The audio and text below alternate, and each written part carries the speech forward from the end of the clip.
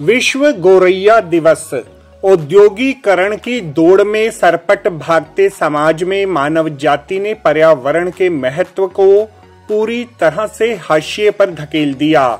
उन्नति के पथ पर भागते समाज ने पेड़ पौधों, खेत खलियानों, जानवरों व पशु पक्षियों को पूरी तरह से तिलांजलि दे दी।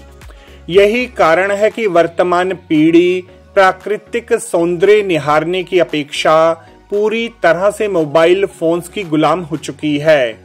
अगर कहा जाए कि आज का समाज बेशक उन्नति के नए सोपान अर्जित करने में सफल हो रहा है, किंतु नैतिकता की दृष्टि से वह पूरी तरह से खोखला हो चुका है, तो यह कहना अतिशयोक्तिपूर्ण न होगा।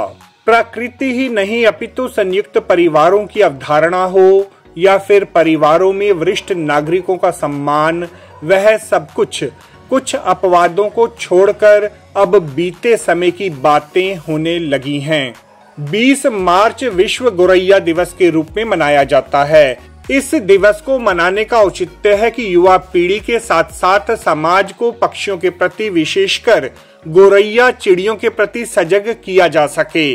आधुनिकता की अंधी दौड़ में गौरैया और अन्य जीव जंतु पूरी तरह से लुप्त प्राय होने लगे हैं। विकास के रथ पर सवार होकर मानव तभी निर्बाध गति से आगे बढ़ सकता है जब मानव जाति पर्यावरण अनुकूल नीतियों को आलंबन बनाकर उन्नति के पथ पर अग्रसर हो। आम जनसामान्य व्यक्ति को वृक्षों, पशु पक्षियों व मूक प्राणियों के प्रति दया भाव रखने के लिए वृक्ष मित्र परिवार व अन्य स्वयंसेवी संस्थान पिछले अनेक वर्षों से जागरूक करने के लिए प्रयासरत हैं। विभिन्न स्कूलों, अनेक स्कूली विद्यार्थियों, अभिभावकों, जन सामान्य नागरिकों के साथ मिलकर वृक्ष मित्र जैसी संस्थाएं समाज को पक्षियों के घोंसले बनाने का प्रशिक्षण प्रदान कर नेक कार्यों में चलायमान हैं।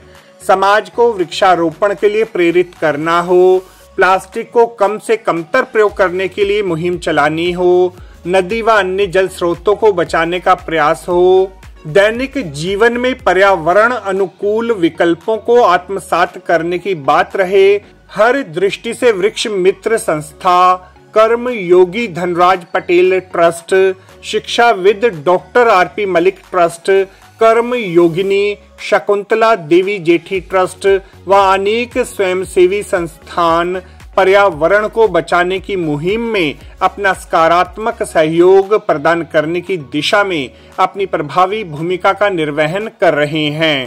सारांश रूप से मानव व प्रकृति एक दूसरे के पूरक हैं। किसी एक का अन्य के अभाव में जीवन नीरस व शून्य हो जाएगा।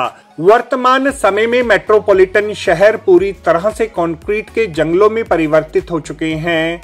एक प्रबुद्ध नागरिक होने के नाते प्रत्येक व्यक्ति का यह दायित्व बन जाता है कि वह इन मूक प्राणियों के लिए भोजन, पानी व बाजरे की व्यवस्था करे, क्योंकि यह पृथ्वी लोक सिर्फ मनुष्यों का ही नहीं अपितु इस पर सभी जीवों का भी अधिकार है।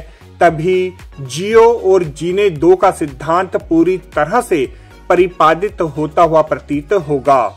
आग लगी इस वृक्ष में, जलते इसके पात, तुम क्यों जलते पक्षियों जब पंख तुम्हारे पास। फल खाए इस वृक्ष के, बीट लथेड़े पात, यही हमारा धर्म है, अब जलें इसी के साथ। नीड़ का निर्माण फिर, निह का अववाहन फिर। हाय तिनको से विनिर्मित घोंसलों पर क्या न बीती, डगमगाए जबकि कंकड़ ईंट पत्थर के महल घर।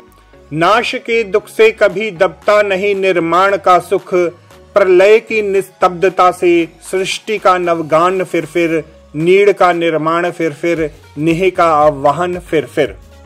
आपको हमारी यह रिपोर्ट कैसी लगी जरूर कमेंट करें। इस वीडियो को लाइक करें, हमारे चैनल दास्ताने इंद्रप्रस्थ को सब्सक्राइब करें ताकि हमारी सभी आगामी रिपोर्ट्स सबसे पहले आप तक पहुंच सके।